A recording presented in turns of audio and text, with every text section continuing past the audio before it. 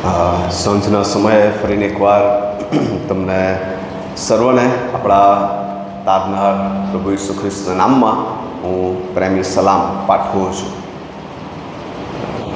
ઉત્પત્તિમાં જે લખવામાં આવ્યું છે એ પ્રમાણે કે સવાર થઈ અને સાંજ થઈ અને ચોથો દિવસ, રવિવાર, સોમવાર, મંગળવાર અને આજે બુધવાર ચોથો દિવસ પૂરો થઈ જશે. સાંજના આપણા આ જે સમયો છે કે જ્યારે આપણે આપણા કામોમાંથી આપણી જાતોને અલગ કરીએ છીએ, પ્રભુના ઘરમાં વચન શીખવા માટે આવીએ છીએ. આજે ચોથો દિવસ પૂરો થશે અને પછી બીજા 3 દિવસ સાંજની સંગત આપણી બાકી રહેશે. પણ આ જે સમયો છે એમાં પ્રભુનો આત્મા જ્યારે આપણી સાથે વાત કરે, કોઈક એવી બાબત છે કે જે મને સ્પર્શી રહી છે, એને શોધવા તમે પ્રયત્ન કરતા રહેશો. પહેલા દિવસે મેં તમને જણાવ્યું હતું એ પ્રમાણે કે રોજ તમે ખાલી એક બાબત જો નોંધ કરશો કે મને શું શીખવા મળ્યું, મેં શું નિર્ણય લીધો કે આજે હું આવો નિર્ણય લઉં છું કે હું મારા જીવનમાં આવું કરીશ, મને આની જરૂર છે. તો અઠવાડિયાના અંતે તમારી પાસે ઘણી બધી એવી બાબતો હશે કે જે તમે આ અઠવાડિયા દરમિયાન શીખ્યા હશો. જેઓ સવારે પણ આવે છે, 9 વાગ્યાની જે બાઇબલ સ્ટડી છે એમાં અને સાંજની સંગતમાં. અને પ્રભુ આપણી સહાય બનવાના માટે તૈયાર છે. પ્રાર્થના કરીએ અને પ્રભુ પાસેથી મદદ માંગીએ. અમારી સહાયના ઈશ્વર, તમારી આગળ નમતા અમે પ્રાર્થના કરીએ છીએ કે જે સમયો, જે દિવસો તમે અમને આપ્યા છે, જે વચન તમે અમને આપ્યું છે, આ સંગતની એક વ્યવસ્થા તમે અમને આપી છે, એને તમે આશીર્વાદિત કરો. અને આજે સાંજે તમે અમારી સાથે વ્યવહાર કરો, બોલો અને મને વધસ્તંભની પાછળ સંતાડો. મારા મુખમાં તમે શબ્દ મૂકો અને અમે એ વધસ્તંભ પરના અમારા ખ્રિસ્તને નિહાળી શકીએ. તમારી વાણી અમારા હૃદય સોંસરી ઉતરે એવી અમારી પ્રાર્થના છે. એના માટે ઈસુના નામમાં અમારી પ્રાર્થના સાંભળો પ્રભુ. આમીન. માથેની લખેલી સુવાર્તા તેનો 25મો અધ્યાય 1 થી 13 વચનો આપણી આગળ વાંચવામાં આવ્યા છે. અને તમારું બાઇબલ તમે ખુલ્લું રાખશો અને એમાંથી આપણે થોડીક બાબતો જોવા માંગીએ છીએ. પ્રભુ ઈસુ ખ્રિસ્તના વિજયવંત પ્રવેશથી માથેની સુવાર્તા તેના 21મા અધ્યાયને પહેલી કલમથી આપણે શરૂઆત કરી હતી. મંદિરનું શુદ્ધિકરણ જોયું છે અને ટેમ્પલ અને ટ્રી એ વિશે જોઈ ગયા છીએ. ગઈકાલે આપણે એક બાપને 2 દીકરાઓ હતા. મોટાએ કીધું કે હું જવાનો નથી, પણ પછી પસ્તાઈને ગયો. અને બીજો દીકરો કે જેણે કહ્યું કે સાહેબ હું જાઉં છું, પણ તે ગયો નહીં. એના વિશે ગઈકાલે આપણે જોઈ ગયા હતા અને પસ્તાવાની જે જરૂરિયાત છે એના વિશે ગઈકાલે આપણે જોયા હતા. અને ત્યાર પછી તમે જો 22મા અધ્યાયને વાંચો, 23મા અધ્યાયને વાંચો, 24મા અધ્યાયને વાંચો, તો પ્રભુ ઈસુ ખ્રિસ્ત યરૂશલેમમાં મંદિરમાં લોકોની સાથે બોધ કરી રહ્યા છે. તમે જો આ બાઇબલનો અભ્યાસ કરો, માથેની લખેલી સુવાર્તાનો અભ્યાસ કરો, તો પ્રભુ ઈસુ ખ્રિસ્તની સેવાના શરૂઆતમાં માથેની સુવાર્તા 5, 6, 7 3 અધ્યાય એક લાંબુ શિક્ષણ આપવામાં આવ્યું છે. પણ જો તમે માથેની સુવાર્તાના અંત ભાગમાં આવો તો 21મા અધ્યાયથી તે 26મા અધ્યાય સુધી 6 અધ્યાયો ડબલ. શરૂઆતમાં 3 અધ્યાય પણ અંતમાં 6 અધ્યાયનું શિક્ષણ ઈસુ ખ્રિસ્તે આપ્યું છે. બહુ જ બધા વિષયો, ઘણી બધી બાબતોનું શિક્ષણ ઈસુએ આ છેલ્લા 6 અધ્યાયોમાં આપ્યું છે. ઘણા બધા ઉદાહરણો આપ્યા છે અને એમાંનું એક ઉદાહરણ આજે આપણે શીખી રહ્યા છીએ. તમે જો વાંચશો તો 24મા અધ્યાયથી લઈને પ્રભુ ઈસુ ખ્રિસ્તે અંત સમયની નિશાનીઓ વિશે વાત કરી છે. અને આ 25મા અધ્યાયમાં આપણે જે વાંચ્યું છે એમાં ઈસુ ખ્રિસ્ત જે શરૂઆત કરે છે તો આકાશનું રાજ્ય એવી વાતથી શરૂઆત કરે છે. અને માટે અહીં ઈસુ ખ્રિસ્ત આકાશના રાજ્ય વિશે કંઈક કહેવા માંગે છે, જે સ્વર્ગ છે. અને એ પહેલી કલમમાં આકાશના રાજ્ય વિશે લખે છે અને 13મી કલમમાં એનો જે મુખ્ય વિષય છે એ છે કે જાગૃત રહો, બી અલર્ટ.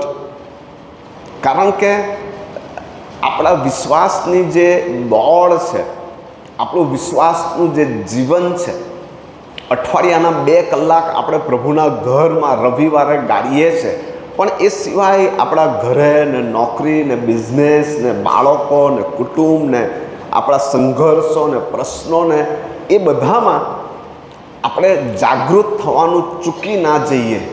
અને માટે ઈસુ ખ્રિસ્તે આ ઉદાહરણ આપ્યું છે.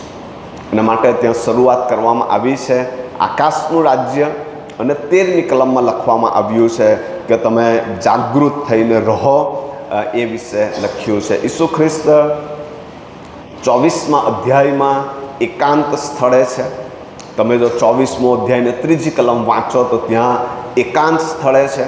અને એકાંતમાં શિષ્યો આવીને એમને પૂછે છે કે તમારું આવવું ક્યારે થશે, કઈ રીતે થશે, શું નિશાનીઓ હશે, જાણે કે કંઈક મર્મ અમે જાણી લઈએ, કંઈક માહિતી અમને મળે. અને ત્યારે ઈસુ ખ્રિસ્ત 25મા અધ્યાયમાં આ બાબતો એ કહી રહ્યા છે અને એને આપણે શીખીશું. તો આકાશના રાજ્યને 10 કુમારિકાઓની ઉપમા અપાશે. એક ઉદાહરણના સ્વરૂપમાં આ આપ્યું છે, એક રૂપકના સ્વરૂપમાં, કે 10 કુમારિકાઓની વાત છે. હવે આ ફક્ત કોઈ 10 દીકરીઓ વિશેની વાત નથી, પણ એક ઉદાહરણ છે. એ 10 લોકો હોઈ શકે છે, 10 મંડળીઓ હોઈ શકે છે, 10 કુટુંબો હોઈ શકે છે. અને માટે ત્યાં લખવામાં આવ્યું છે એ પ્રમાણે કે 10 કુમારિકાની ઉપમા છે, એક ઉદાહરણ છે. અને વર એ પ્રભુ ઈસુ ખ્રિસ્ત વિશેની વાત કરવામાં આવી રહી છે. અને શરૂઆતથી જ જે શીર્ષક છે એમાં 2 ભાગ પાડી દેવામાં આવ્યા છે. તમે જુઓ તો આકાશના રાજ્યને 10 કુમારિકાઓની ઉપમા અપાશે, જેઓ પોતપોતાની મસાલો લઈને વરને મળવા સારું બહાર નીકળી. અને તેઓમાંની 5 મૂર્ખી હતી ને 5 બુદ્ધિમાન હતી. શરૂઆતથી જ એને બાયફર્કેટ કરી દીધું છે, 2 ભાગ બહુ સ્પષ્ટ કરી દીધા છે. આપણને આ ભાગ સામાન્ય રીતે ગમતા નથી. આપણને છે ને ટોળાશાહીમાં વધારે ગમે છે કે જે બધાનું થશે તે મારું બી થશે, હૈસો હૈસો સાથે ચાલ્યા કરો. પણ પ્રભુ ઈસુ ખ્રિસ્ત એ ભાગ પાડી રહ્યા છે. મારી પાસે બધી કલમોનો અભ્યાસ કરવાનો સમય નથી, પણ જો તમે આ જ અધ્યાયમાં 25મા અધ્યાયની 31મી કલમથી તમે આગળ વાંચો તો ત્યાં 32મી કલમ લખ્યું છે, સર્વ દેશ જાતિઓ તેની આગળ એકઠી કરાશે, અને જેમ ઘેટા પાળક ઘેટાને ને બકરાને જુદા પાડે છે તેમ તે તેઓને એકબીજાથી જુદા પાડશે. અને ઘેટાઓને તે પોતાને જમણે હાથે અને બકરાઓને ડાબે હાથે રાખશે. ત્યારે રાજા પોતાની જમણી તરફનાઓને કહેશે કે મારા બાપના આશીર્વાદીઓ આવો, જે રાજ્ય જગતનો પાયો નાખ્યા અગાઉ તમારે સારું તૈયાર કરવામાં આવેલું છે તેનો વારસો લો. પણ બીજાઓને તો લખવામાં આવ્યું છે કે તેમને અંધકારમાં ફેંકી દેવામાં આવશે. આપણો પ્રભુ એ સ્પષ્ટીકરણમાં માને છે, ભાગ પાડશે જ. ઘેટા અને બકરા, ન્યાય અને અન્યાય, ડાહી અને મૂર્ખ, બુદ્ધિવંતી અને મૂર્ખ, એ ભાગ બીજી કલમથી જ પાડી દેવામાં આવ્યા છે. અને આપણે પણ એ સમજવાની જરૂર છે કે આપણો ઈશ્વર એ હાનું હા અને નાનું ના કહેનાર ઈશ્વર છે. આપણે એ બાબતને અંધારામાં લઈને ચાલી શકીએ એમ નથી. જો આપણે આપણી આંખો બંધ કરીને જીવ્યા કરીશું તો આપણે અંતમાં બહુ ભારે મુશ્કેલીમાં આવી પડીશું. અને માટે આ બુદ્ધિવંતી અને ડાહી એને સમજવાની જરૂર છે. અને મૂળ બાબત એ છે કે આજે આપણે એ સમજવાની જરૂર છે કે હું બુદ્ધિવંતીમાં છું કે મૂર્ખમાં છું. કારણ કે એટ ધી એન્ડ આ જ પરિણામ આવીને ઊભા રહેવાનું છે. આપણે એની જે સરખામણી છે એ થોડીક બાબતો જોઈ લે. તમે જુઓ, પહેલી કલમમાં એવું લખવામાં આવ્યું છે કે 10 કુમારિકાઓની ઉપમા છે, જેઓ પોતપોતાની મસાલો લઈને વરને મળવા સારું બહાર નીકળી.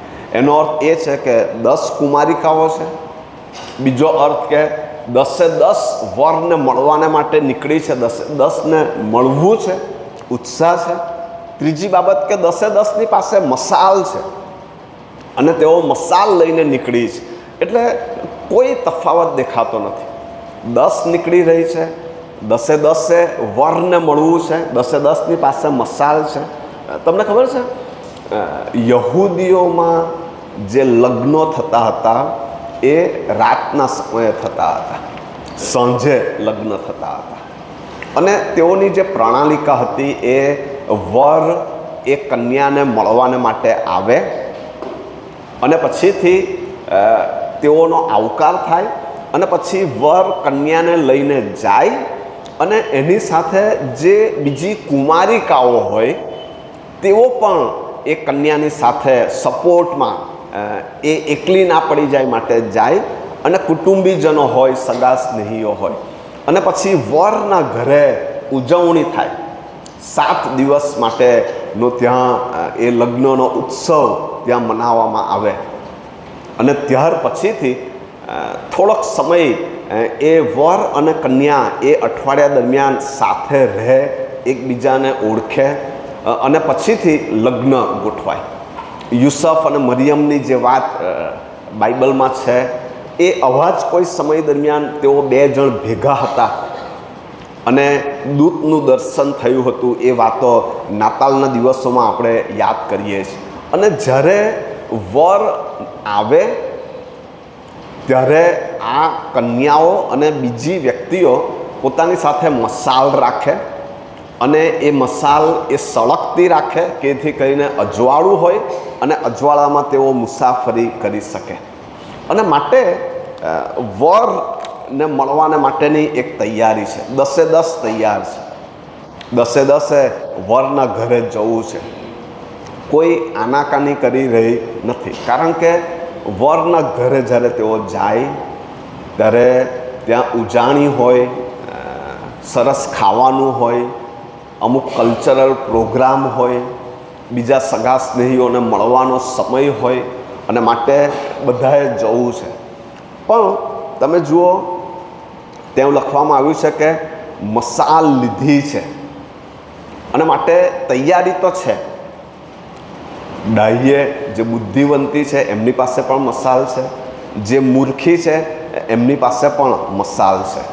અને બીજી કલમ આપણે વાંચીએ અને તેઓમાંથી 5 મૂર્ખ હતી અને 5 બુદ્ધિમાન હતી. ત્રીજી કલમ, કેમ કે મૂર્ખીઓએ પોતાની મસાલો લીધી ખરી પણ તેઓએ સાથે તેલ લીધું નથી.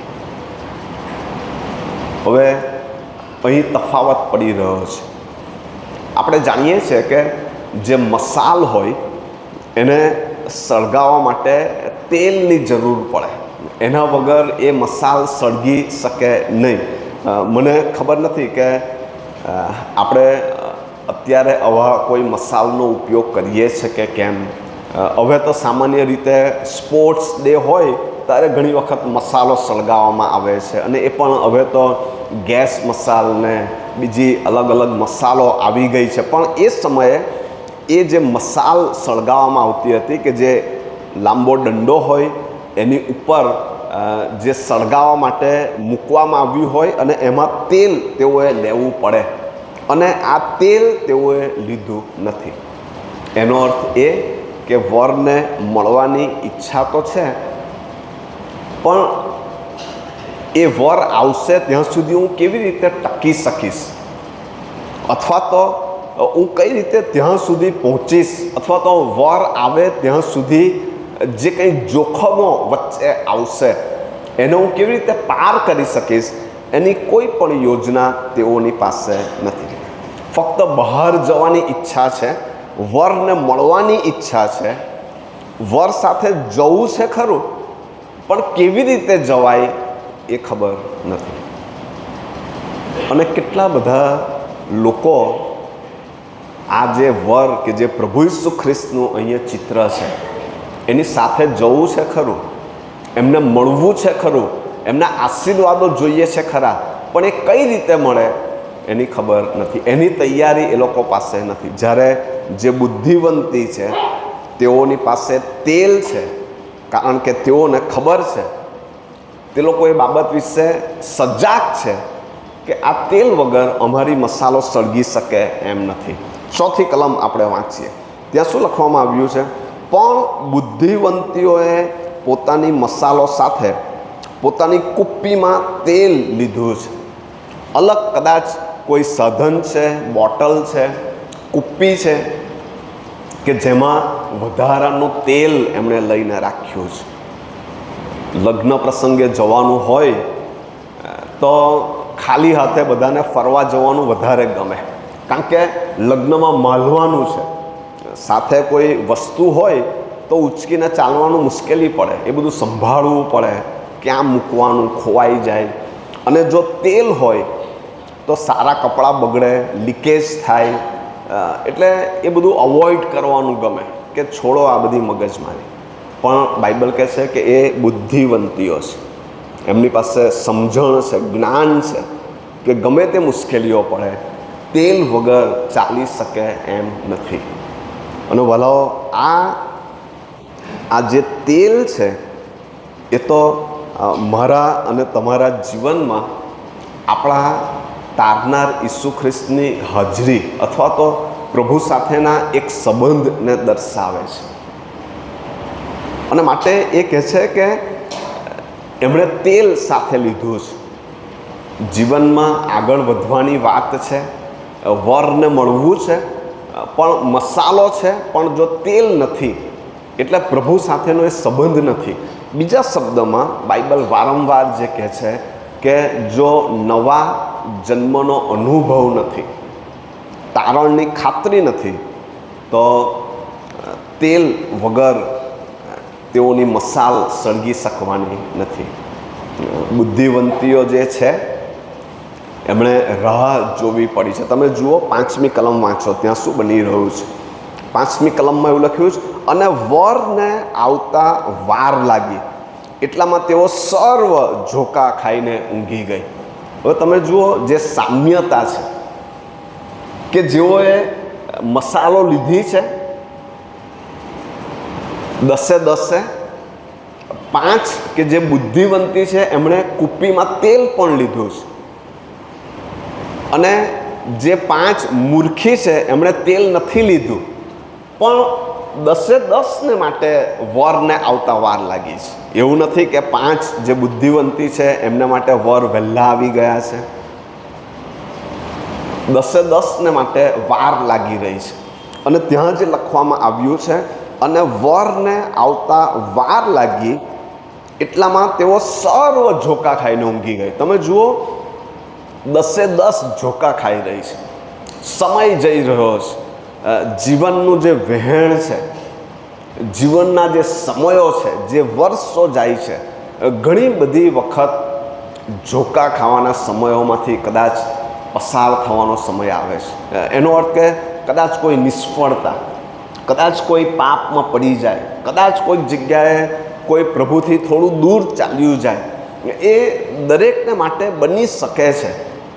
પણ હૃદયમાં પ્રભુ ઈસુ ખ્રિસ્તની જે હાજરી, જે પાપોની માફીનો અનુભવ, એ જે કુપ્પીમાં તેલ સ્વરૂપે જો રાખી મૂક્યું છે, તો એ થોડા ઝોકા આવ્યા, નસકોરા બોલવા લાગ્યા, ઊંઘ આવી ગઈ, થોડાક ઢળી પડ્યા, થોડા નિષ્ફળ ગયા, તો પણ એ સમય છે કે તમારા માટે બચાવ કામ કરશે.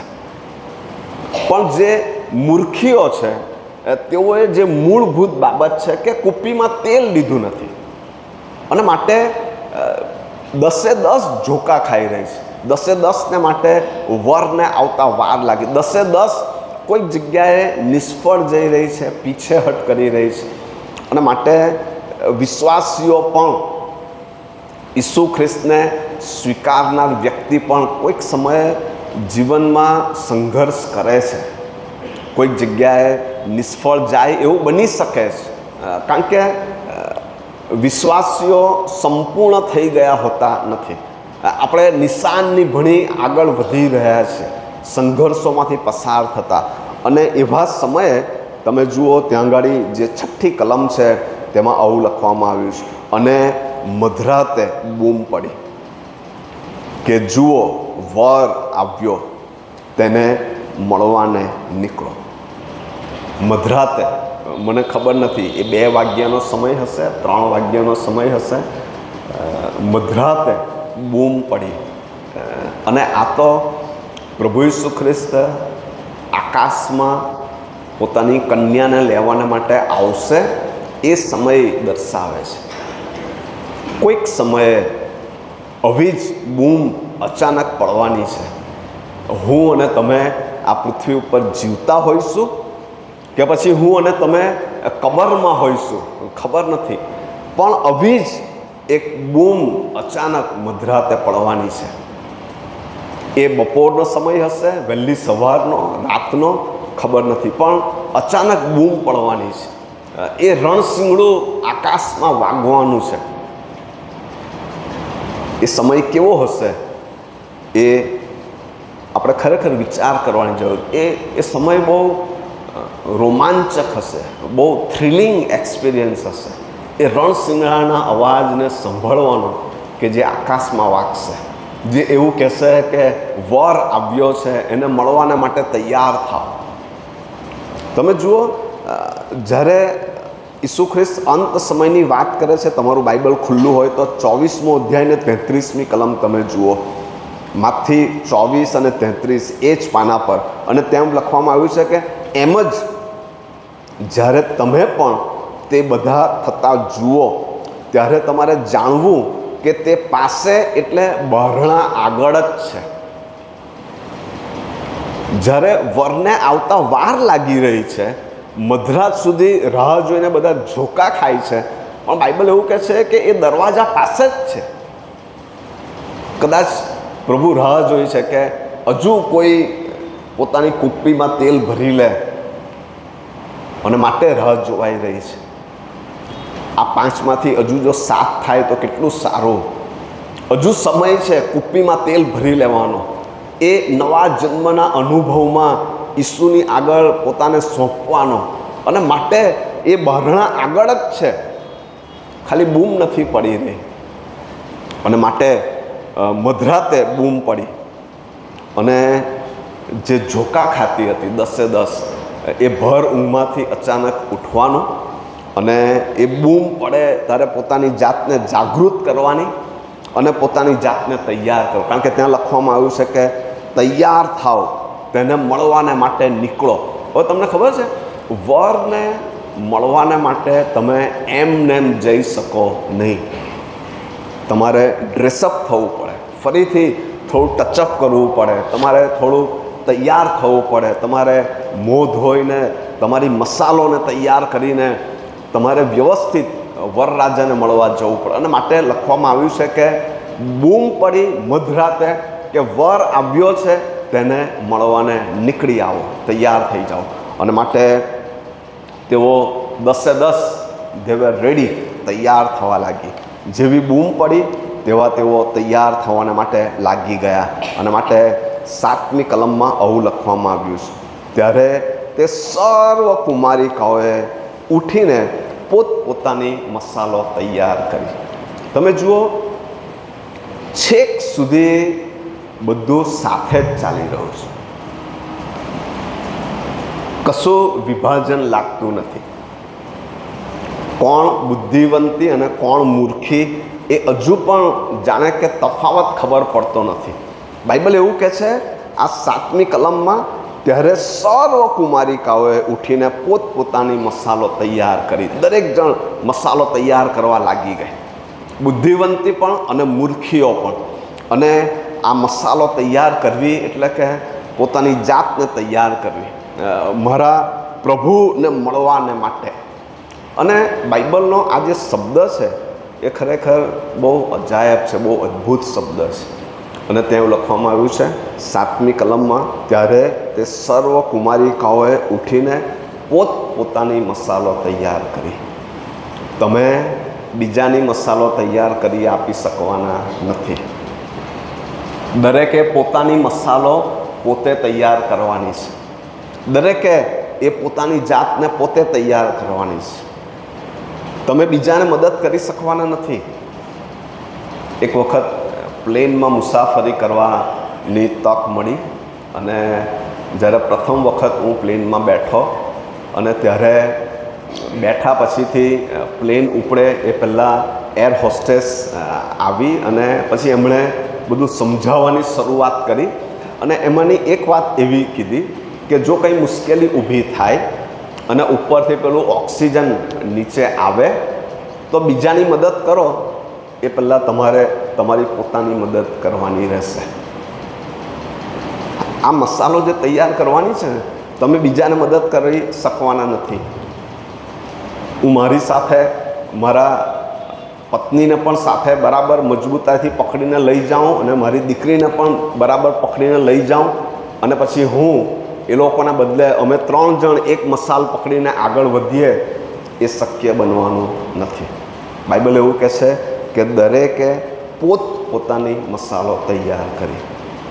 તમારા જ જીવનો, તમારો પ્રભુ સાથેનો સંબંધ, તમારા પાપોની માફીનો અનુભવ, એ તમારી જાતોને પ્રભુના હાથોમાં એક સરળ વિશ્વાસથી સોંપી દેવાનું એ જે કાર્ય છે એ તમારે જ કરવું પડશે. તમારા વતી બીજું કોઈ એ કરી શકે એમ નથી. અને આપણા પુણ્ય કર્મો કે બીજી કોઈ બાબતો આપણને બચાવી શકે એમ નથી. અને તેઓએ પોતપોતાની મસાલો તૈયાર કરવા લાગી ગયા. હું ફરી તમને યાદ દેવડાવી દઉં. 10 કુમારિકાઓ મળવાને માટે બહાર નીકળી.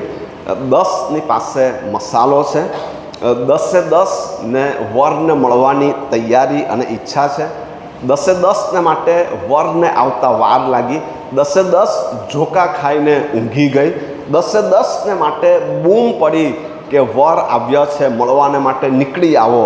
અને 10 પોતાની મસાલો તૈયાર કરવા લાગી ગઈ.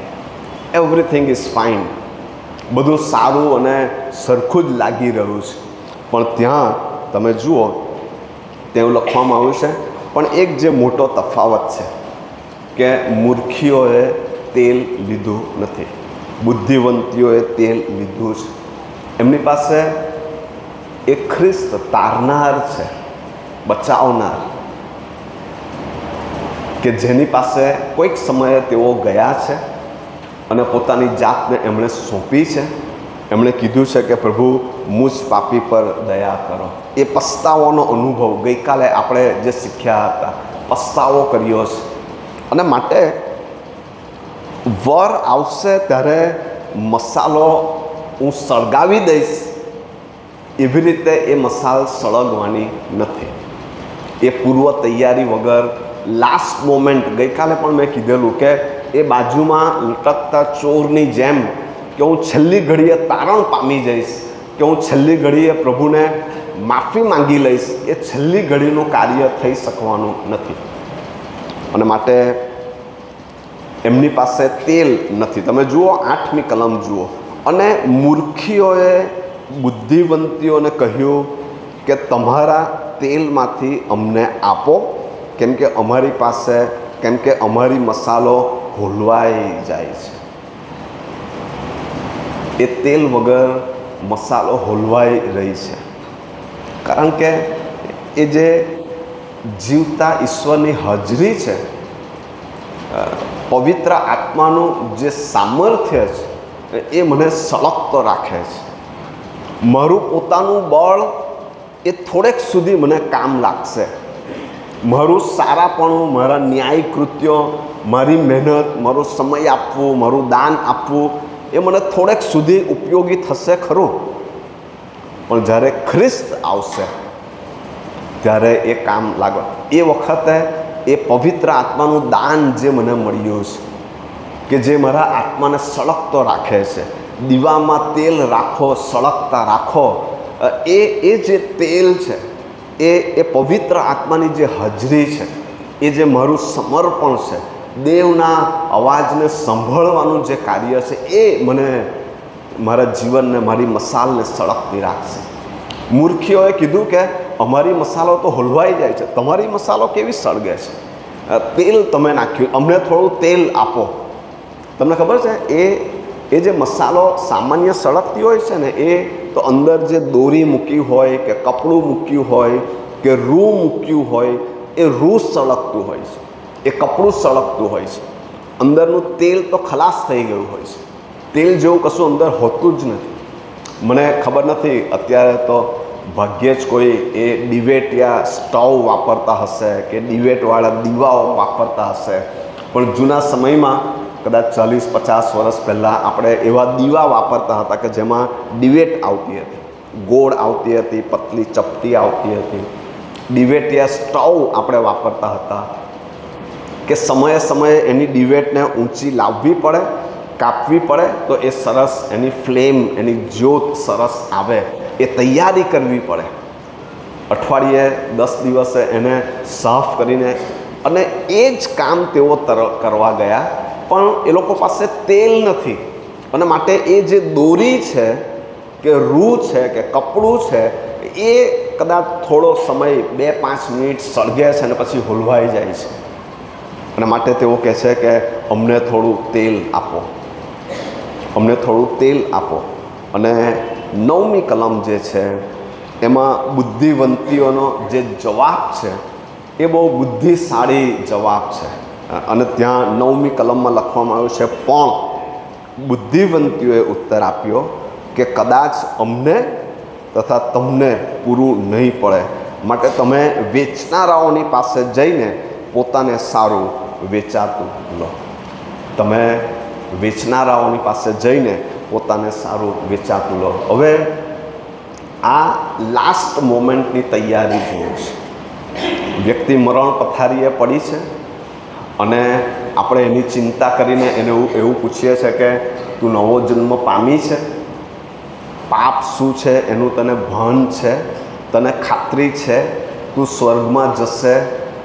અને આપણે લાસ્ટ મોમેન્ટની જે તૈયારી છે એવું આ લોકો કરી રહ્યા છે. જ્યારે તેલ માંગવામાં આવ્યું, બુદ્ધિવંતીઓએ ઘસીને ના નથી પાડી, પણ એમણે કીધું તમે એક કામ કરો, વેચનારાઓની પાસે જાઓ, તમે વેચાતું લો અને આવો. પણ તમને ખબર છે આ બુદ્ધિવંતીઓ વેચાતું લેવા ગઈ, મને ખબર નથી કે એ લોકોને મળ્યું છે કે નથી મળ્યું. બાઇબલમાં એવું કશું લખ્યું નથી. પણ બુદ્ધિવંતીઓ ખરેખર જ્ઞાની છે. જે ફાયદો છે, જે જરૂરિયાત છે, એ ગણતરીપૂર્વકનું જીવન એમની પાસે છે. શું થશે, મને જીવનના અંતમાં શેની જરૂર પડશે, એ ગણતરી એમણે કરી છે. અને આ તેલ જે છે ને એ ઉછીનું મળતું નથી. આ ખ્રિસ્તની હાજરી, આ પવિત્ર આત્માનું દાન, એ કોઈની પાસેથી ઉછીનું લઈ શકાતું નથી. અને માટે શું થયું કે તેઓ વેચાતું લેવાને માટે ગઈ અને છેલ્લી ઘડીએ તેઓ એ કરવાને માટે ગઈ. તમે જુઓ 9મી કલમ, પણ બુદ્ધિવંતીઓએ ઉત્તર આપ્યો કે કદાચ અમને તથા તમને પૂરું નહીં પડે, માટે તમે વેચનારોની પાસે જઈને પોતાને સારું વેચાતું લો. અને તેઓ વેચાતું લેવા ગઈ, એટલામાં વર આવી પહોંચ્યો ને જેઓ તૈયાર હતી તેઓ તેની જોડે લગ્ન જમણમાં ગઈ અને બારણું બંધ કરવામાં આવ્યું. જ્યારે આ બુદ્ધિવંતીઓ મસાલ લઈને તૈયાર છે, વર આવી ગયા, એમને પોતાની સાથે લઈ લીધી, અને જે મૂર્ખી છે એ હજુ વેચાતું લેવાને માટે ગઈ છે. એટલી વારમાં જ્યારે તેઓ પાછા આવીને જોઈ છે તો બાઇબલ એવું કહે છે કે વર પેલી બુદ્ધિવંતીઓને લઈને ચાલ્યો ગયો છે અને બારણું બંધ કરી દેવામાં આવ્યું છે.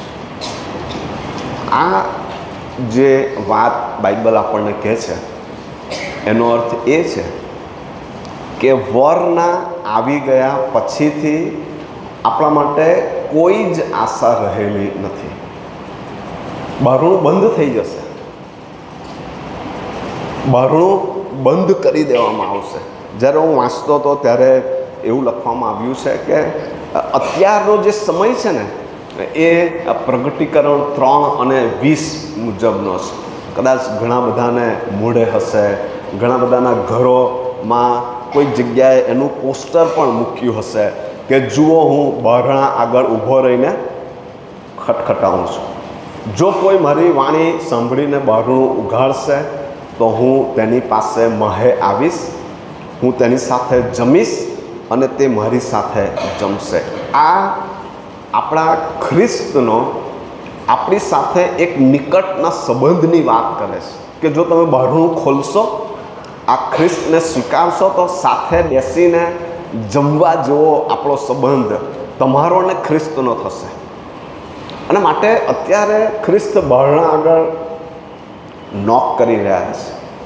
કોઈ છે, કોઈ ખોલશે, પણ પછી એક સમય એવો આવી રહ્યો છે માથી 25:9 મુજબ કે આ ખ્રિસ્ત બારણું બંધ કરી દેશે. પછી તમે બહારથી ખટખટાવશો પણ એ સ્વામી પછી ખોલનાર નથી. અને આ વાસ્તવિકતા છે. જૂના કરારના સમયમાં જે ભવિષ્યવાણીઓ કરવામાં આવી, કેટલા બધા લોકોએ એના ઉપર વિશ્વાસ કર્યો નહીં. એ બાબતો પૂરી થઈ, એમાંથી પસાર થયા અને સમજી ના શક્યા.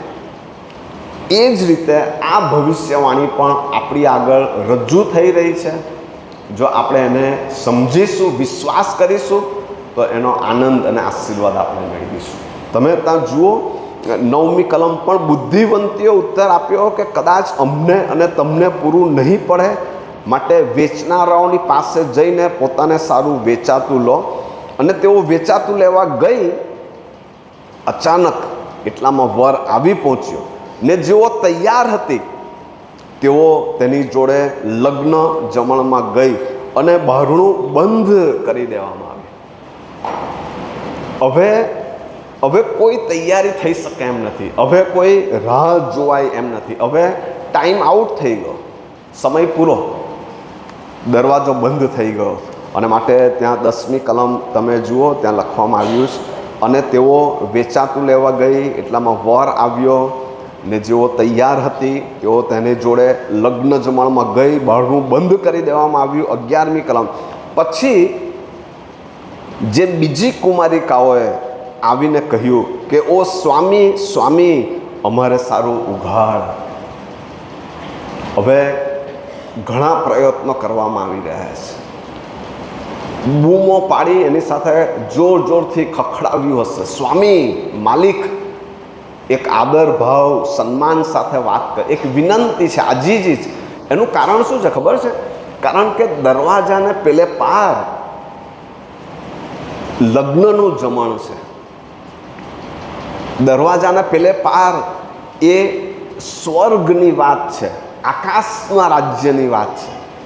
અને એ લગ્ન જમણ કે જેમાં એક અજાયબ જેવો માહોલ છે, આનંદ છે, જ્યાં હવે આંસુ નથી, પરસેવો નથી, મોંઘવારી, બેકારી, માંદગી, દુઃખો. સૌથી વધારે અગત્યની બાબત કે ત્યાં પાપની હાજરી નથી. આપણે એક એવી જગ્યાએ જઈશું કે જે સિનલેસ છે, જ્યાં પાપ નથી, કે જે આપણને રોજ રોજ હેરાન કર્યા કરે, ડરાવ્યા કરે, આપણને બીક લાગ્યા કરે કે મારાથી પાપ થઈ જશે, પાપ થઈ જશે.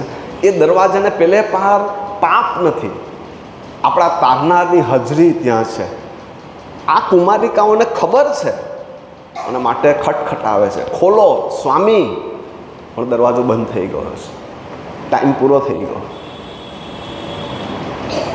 જ્યારે હું આ તૈયારી કરતો હતો અને આ વિશે હું વિચાર કરતો હતો ત્યારે આખું જે લગ્નની વાત દર્શાવવામાં આવી છે કે આ લગ્ન જમણમાં જવું એ ખરેખર બહુ આનંદની વાત હતી. અને આ તો અનંતકાળના લગ્ન જમણની વાત છે. અનંતકાળના લગ્ન જમણમાં આપણા તારનારના લગ્નના જમણમાં, કે જ્યારે આપણે આપણા સ્વામીની સાથે હંમેશને માટે રહીએ, અને ત્યારે જો આપણે બહાર રહી જઈશું તો આપણે કોઈ કામના રહીશું નહીં. જ્યારે માથીની સુવાર્તા એનો 22મો અધ્યાય અને તેની 11મી કલમ જો તમે વાંચો, માથીની સુવાર્તા 22મો અધ્યાય અને તેની 11મી કલમ, આ જ લગ્ન જમણની વાત ત્યાં કરવામાં આવી રહી છે. આખું જે ચિત્ર છે કે આ જે વરરાજા છે એ બહુ બધાને આવકારે છે. પ્લીઝ તમે આવો મારા લગ્નમાં, તમે આવશો, પ્લીઝ તમને આમંત્રણ મોકલીએ છીએ, પ્લીઝ તમે આવશો. અને બાઇબલ એવું કહે છે કે કોઈ જતું નથી, બધા બહુ બિઝી છે, પોતાના કામમાં વ્યસ્ત છે. અને પછી આ જે વરરાજા છે એવું કહે છે કે એક કામ કરો, રસ્તા પર કોઈ ભિખારીઓ, દુઃખી, એકલા, માંદા, ગરીબ જે મળે તેને લઈ આવો. અને એવા લોકો આ અજાયબ જેવા લગ્ન જમણમાં આવી ગયા. એ ગામડાના લોકો, એ વર્ષોથી મૂર્તિ પૂજા કરનારા લોકો, એ ગઈકાલે જોતા હતા એ કસબણો, વેશ્યાઓ અને દાણીઓ, એવા લગ્ન જમણમાં આવી ગયા. એક જણ આ ટોળામાં ને ટોળામાં અંદર આવી ગયો. અને ત્યારે એ વરરાજા પછીથી લગ્ન જમણમાં બધાને મળવાના માટે નીકળ્યા છે. જમજો, બરાબર જમજો, બરાબર જમજો, સારું છે, જમજો, બરાબર જમજો. અને ત્યારે એ મળતા મળતા એક જણને જુએ છે કે આ વ્યક્તિ કેમ અલગ છે, તારી પાસે લગ્નના પોશાક કેમ નથી. અને માટે તમે જુઓ, માથી 22 અને 11મી કલમમાં શું લખવામાં આવ્યું છે.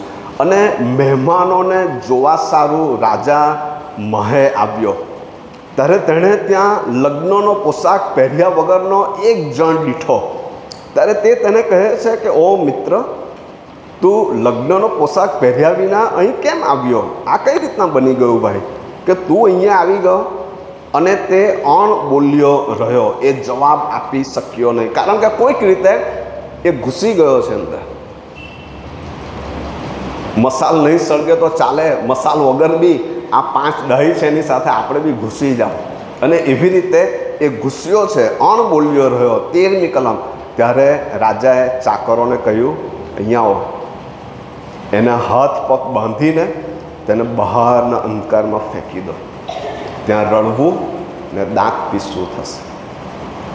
ભૂલમાં પણ આપણે રાજાના લગ્ન જમણમાં ઘૂસી શકવાના નથી.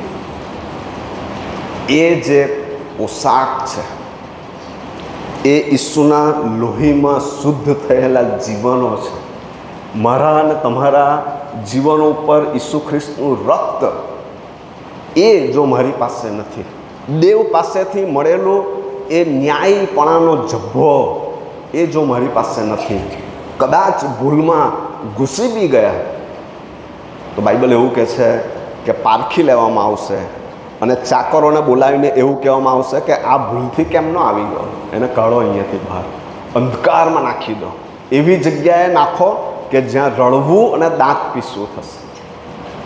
અને માટે 13મી કલમ એવું કહે છે કે જાગૃત રહો, બી અલર્ટ, બુદ્ધિવંતીઓનો વિચાર કરો.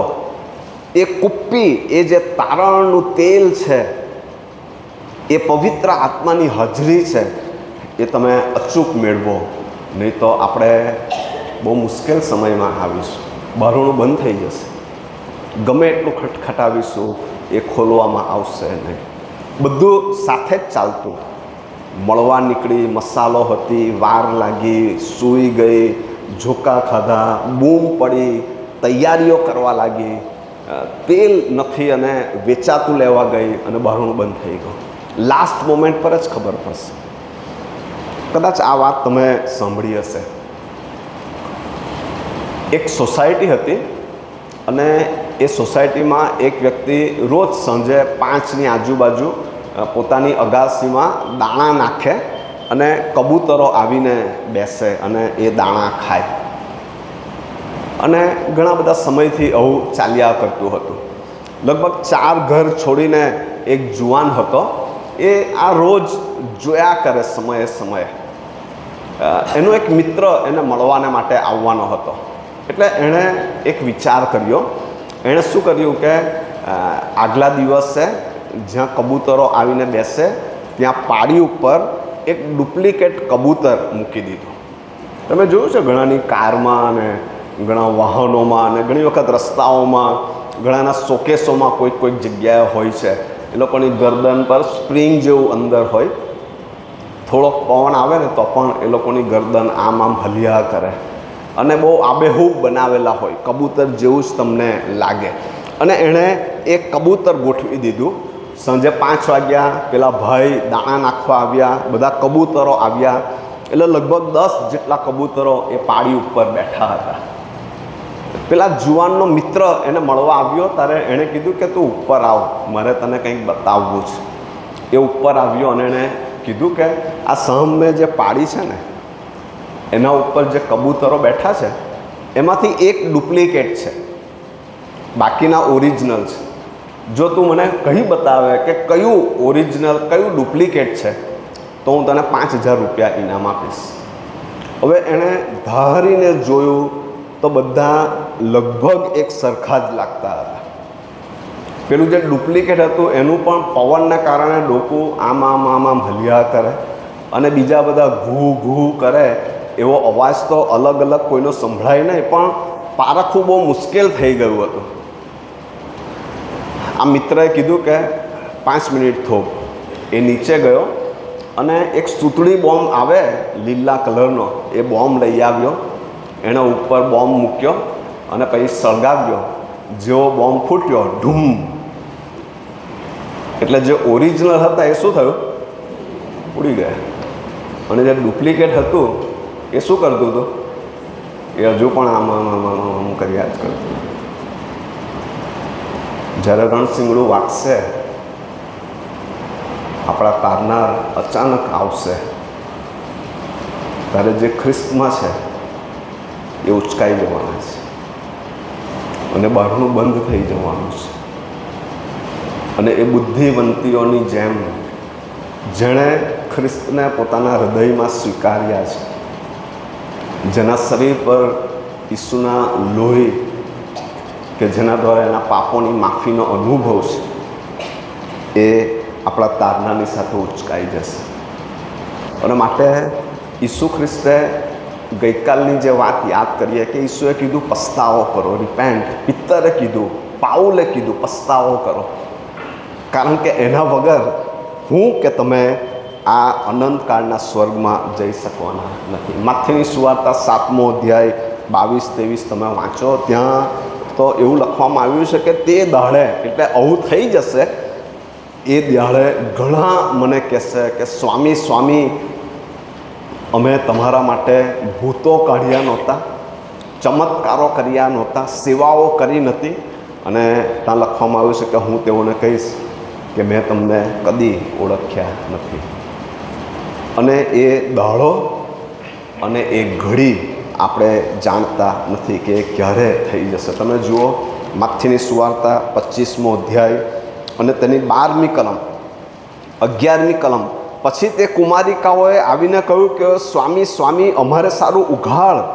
12મી કલમ. પણ તેણે ઉત્તર દીધો કે હું તમને ખચિત કહું છું. આ જે ખચિત શબ્દ છે એનો અર્થ છે કે આમાં કોઈ ભૂલ થઈ રહી નથી.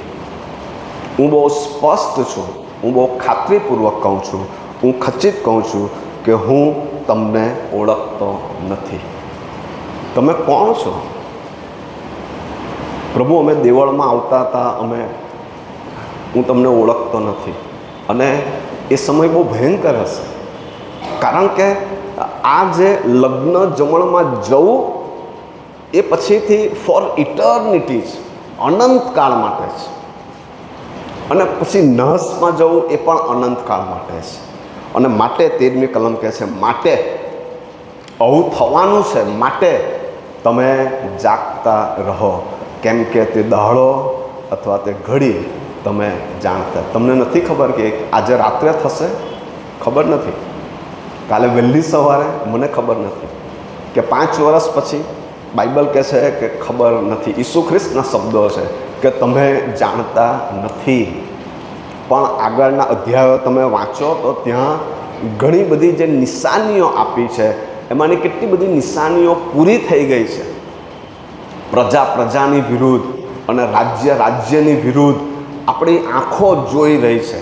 ઇઝરાયલ અને હમાસ, રશિયા અને યુક્રેન, ભારતમાં મણિપુર જે સળગ્યું, આ બધા પ્રજા પ્રજાની વિરુદ્ધ અને રાજ્ય રાજ્યની વિરુદ્ધ બધી બાબતો પૂરી થઈ ગઈ છે.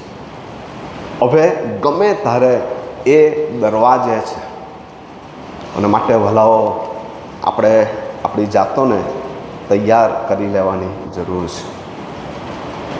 જ્યારે અમે વિદ્યાર્થીઓ સાથે કામ કરીએ છીએ ત્યારે એક ખાસ વિષય તારણની ખાતરી એના ઉપર અમે શીખવીએ છીએ. કદાચ પાળક સાહેબે કોઈક સમયે શીખવ્યું હોય એવું બની શકે. અને જ્યારે અમે આ શીખવીએ છીએ કે શું તમને ખરેખર ખબર છે કે તમારી પાસે તેલ છે? આર યુ શ્યોર તમારી પાસે એ નવા જન્મનો અનુભવ છે? અને હોવો બહુ જરૂરનું છે. એ હા અથવા તો ના, તમે એની વચ્ચે 50-50 રહી શકો નહીં. જે એક પુસ્તક હું વાંચતો હતો આ વિષય ઉપર, ત્યાં એવું લખવામાં આવ્યું છે કે 10 વર્ષના છોકરાને તમે એમ પૂછો કે તું છોકરો છે કે છોકરી, તો એ એનો જવાબ આપવા કેટલો સમય લેશે? હું પપ્પાને પૂછીને આવું એવું કહેશે. તમે કોઈ બહેનને પૂછો કે તમે સ્ત્રી છો કે પુરુષ, તો એ તમને એવું કહેશે સાડી પહેરી છે એટલે લગભગ તો હું સ્ત્રી જ છું, એવું કહેશે.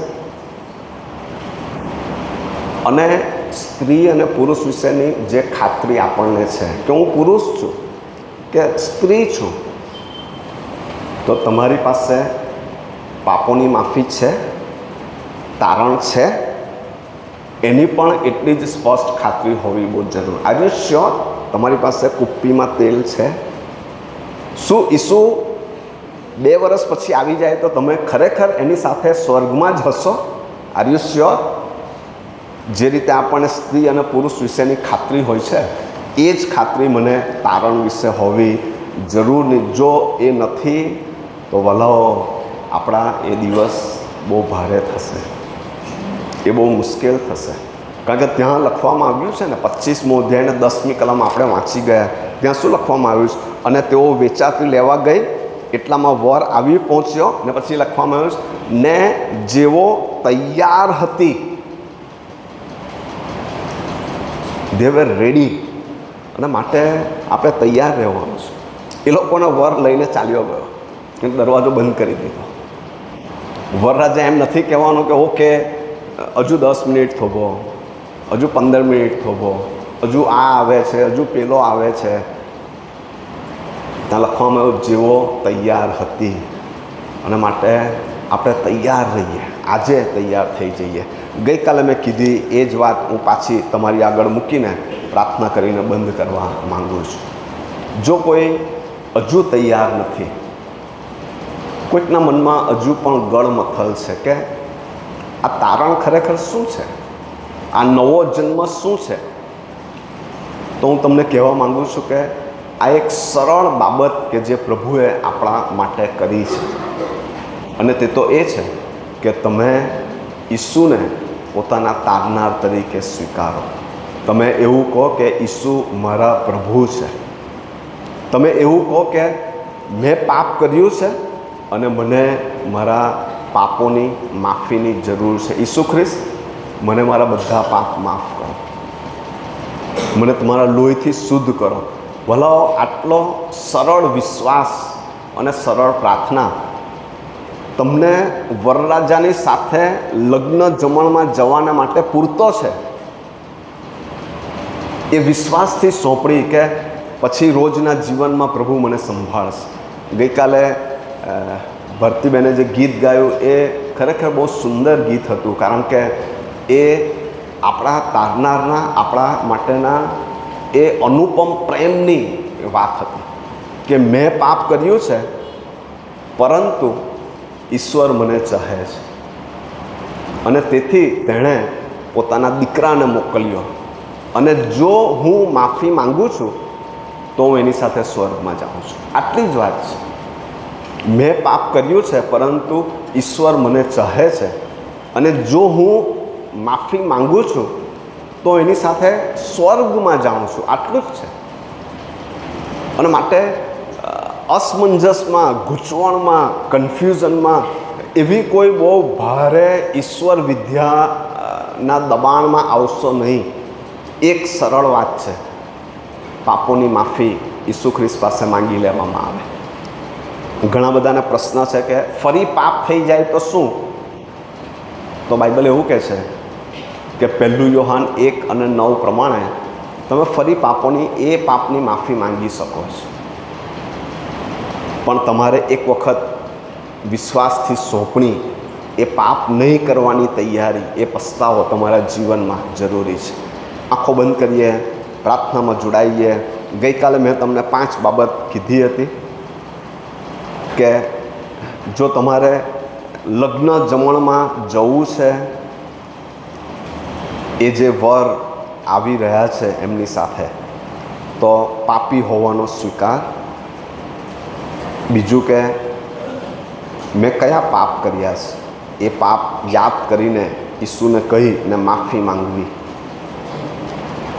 અને ઈસુને કહેવું કે પ્રભુ, હવે હું આ પાપ કરવા માંગતો નથી. એ પાપો ફરી નહીં કરવાની એક તૈયારી, સોંપણી. એ વધસ્તંભ પરનો વિશ્વાસ. તમે કહો કે આ ઈસુનું લોહી મને બધા પાપની માફી આપે છે, અને પાપની માફી માંગી લેવી. ઈસુને કહેવું, ઈસુ મારા બધા પાપ મને માફ કર, અને તમારા પોતાના હૃદયમાં ઈસુને તારનાર તરીકે સ્વીકારી લેવા. જો તમે આવું કર્યું છે તો તમે મનમાં ઈશ્વરનો આભાર માની શકો છો, કારણ કે એ 5 બુદ્ધિવંતીની જેમ તમે અનંતકાળના વારસામાં એ વરરાજાની સાથે જશો. વરરાજા તમને લઈ જશે, એ અચૂક છે, એ ખાતરીપૂર્વકનું છે. પણ જો એ કુપ્પીમાં તેલ નથી, એ તારણનો અનુભવ નથી, એ પાપોની માફી નથી, તો વલાઓ દરવાજો બંધ થઈ જશે, અને એ કઈ ઘડીએ થશે આપણે જાણતા નથી. અને માટે બાઇબલ કહે છે જાગૃત રહો, તૈયાર થઈ રહો. મનમાં પ્રાર્થના કરી લો, પ્રભુને કહો, પ્રભુ મારે તમારી સાથે અનંતકાળના લગ્ન જમણમાં આવવું છે. એ પેલા રાજાના આમંત્રણ જેવું ના થાય કે આપણે ચોરી છુપી ઘૂસી જઈએ અને પછી રાજા નીકળે અને આપણને લગ્નના એ પોશાક વગર પકડી પાડે. એ તારણ વગર, માફી વગરના આપણે ચોરી છુપી સ્વર્ગમાં ઘૂસેલા હોઈએ, અને ચાકરોને બોલાવીને એવું કહેવામાં આવે કે આને પકડીને બહાર ફેંકી દો. પણ આપણે એ લગ્ન જમણમાં હકથી હોઈએ, દેવ તરફથી મળેલો એ હક, એની સાથે આપણે આનંદથી, વિજયથી વરરાજાની સાથે જતા હોઈએ. અને માટે પસ્તાવો, પ્રભુને કહો, પ્રભુ મને તમારી જરૂર છે. પ્રભુ તમારો આભાર આજના દિવસને માટે. અને આ 10 કુમારિકાનું જે ઉદાહરણ કે જે દ્વારા તમે અમને, મંડળીને તમારી સાથે આવવા તૈયાર કરી રહ્યા છો, ભવિષ્યમાં જે બનવાનું છે તે તમે અમારી આગળ અત્યારથી ખુલ્લું કરી નાખ્યું. તમે અમારી આગળ કશું છૂપું કે છાનું, સિક્રેટ રાખ્યું નથી. આ સાંજની પળ કે જ્યારે તમે અમને બોલાવી રહ્યા છો, આમંત્રણ આપી રહ્યા છો, દીકરા તારા હૃદયનો દરવાજો ખોલ, બંધ કરી રાખીશ નહીં, એ પાપો કબૂલ કર. એ આમંત્રણ માટે પ્રભુ તમારો આભાર. અને જેઓ પોતાના હૃદયો ખોલી રહ્યા છે તેઓની સાથે તમે વ્યવહાર કરો પ્રભુ. શૈતાન શત્રુને ઈસુના નામમાં નિષ્ફળ કરીએ છીએ. જો કોઈના મનમાં બીજા વિચારો લાવે છે, ગૂંચવણ લાવે છે, તો ઈસુના નામમાં દૂર કરો. અને આ એક મૂલ્યવાન સમય કે જ્યારે લોકો તમારા લગ્ન જમણમાં આવવાને તૈયાર હોય એવી પ્રાર્થના છે. ઈસુના નામમાં પ્રાર્થના સાંભળો. આમેન.